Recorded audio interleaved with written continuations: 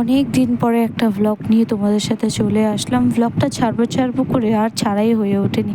আমি প্রথম ঠিক এরকমই মামা শ্বশুরের বাড়ি যাওয়ার সময় ভিডিও শুরু করেছিলাম, প্রায় 1 বছর হতে যায়, 1 বছরের আরও বেশি। তো যাই হোক, তোমাদের সাথে একটা নতুন ভ্লগ শেয়ার করব বলে চলে আসলাম অনেক দিন পরে। ভাবছো আমরা কোথায় যাচ্ছি? আজকে আমরা যাচ্ছি বাঁকুড়ার বিষ্ণুপুরে, অর্থাৎ আমার মামনির বাপের বাড়ি। মামনি প্রায় 11 মাস 12 মাস পরে বাপের বাড়ি চললো। আর আমরা গেছিলাম কিন্তু হাওড়া থেকে গোঘাট হয়ে। এতটা যাত্রার আমি তোমাদের সাথে শেয়ার করলাম না, প্রতিবারেই যাই। প্রতিবারে বলতে ঠিক ভুল বলা হবে, এই নিয়ে আমি 2বার গেলাম মামা শ্বশুরের বাড়ি বিয়ের পর থেকে।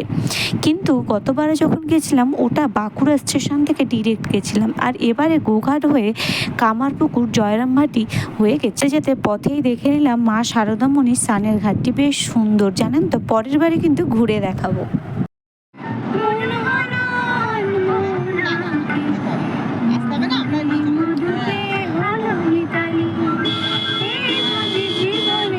ঢালা রাস্তা, ট্রলি ট্রেনে নিয়ে চলে যায়।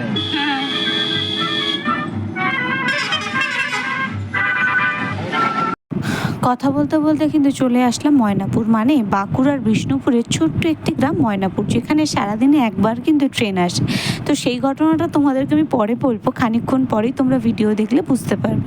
যাই হোক, দেখতে দেখতে কিন্তু চলে এসেছি মামা শ্বশুরের বাড়ির কাছে একদম।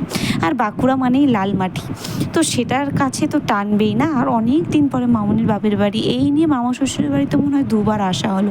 তো যাই হোক, গাড়িতে যেতে যেতে কিন্তু প্রচণ্ড টায়ার্ড হয়ে গেছিলাম। এরপরে আর কোনো ভিডিও করা হয়নি, ডিরেক্ট ভাইফোঁটায় চলে গেছি। এখানে মাসিরা সবাই ভাইফোঁটা দিয়েছিল মামা বাবুকে। তারপরে আমরা তার পরের দিন ঘুরতে চলে যাই ঘুগনি খেতে। কি খাচ্ছ?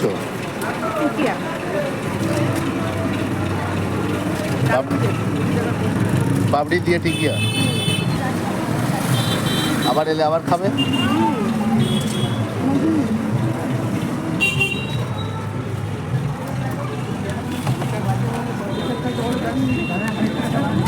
খাওয়া দাওয়া করে চলে আসি ময়নাপুর স্টেশন। এই লাল ঘুগনিটার জন্য কিন্তু প্রত্যেকবারই আসি। যাই হোক, এখানে তোমাদেরকে একটা পোকা দেখাচ্ছিলাম, বাদল পোকা।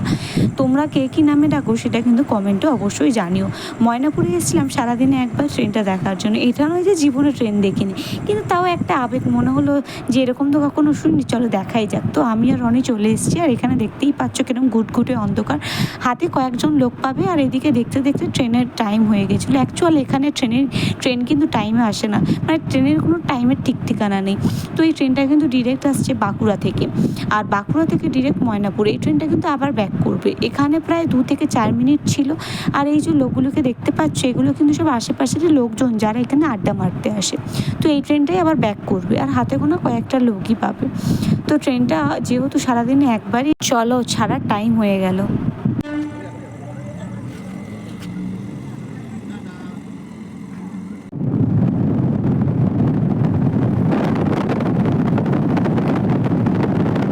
এবার বাড়ি ফেরার পালা। তো আমরা ভোর বেরিয়ে পড়েছিলাম বাড়ি যাওয়ার উদ্দেশ্যে। এদিকে দেখতে পাচ্ছ সকালের সূর্য উদয়টা কি সুন্দর। আর এখানে এই যে মামনি ফোন দেখছে, মনও খারাপ, কারণ অনেক দিন পরে বাপের বাড়ি এসছে, আর 2-3 দিনের জন্য আবার বাড়িতে যেতে হচ্ছে। তো সেক্ষেত্রে মামনির একটু মনটা খারাপ।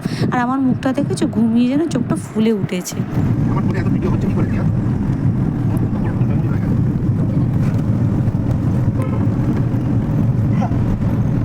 আর এই যে বাঁকুড়ার লাল মাটি না দেখালেই নয়, সত্যি বলতে এত ভালো লেগেছিলো প্রথম যখন এসেছিলাম। এখনও ভালোই লাগে, বছরে 1-2বার তো যাওয়াই যায়, সেটা যাইও ঠিক। আর সবাই এত ভালোবাসে, না গিয়ে পারি না। আর এখানে দেখতে পাচ্ছ আমরা একটা জমিয়ে একটা আড্ডা শুরু করে দিয়েছি। বাবা ভেবেছে ভিডিওটা আমি করব, কিন্তু ভিডিওটা যে অন ছিল সেটা বাবা বুঝতে পারেন।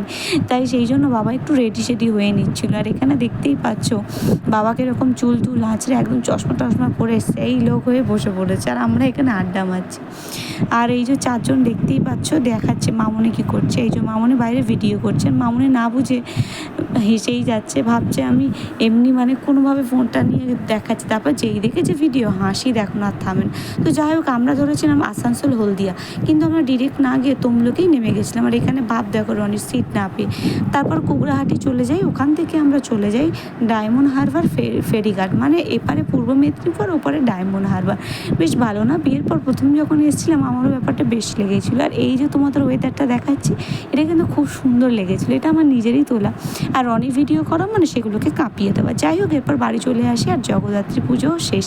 শুভ বিজয়া দশমী।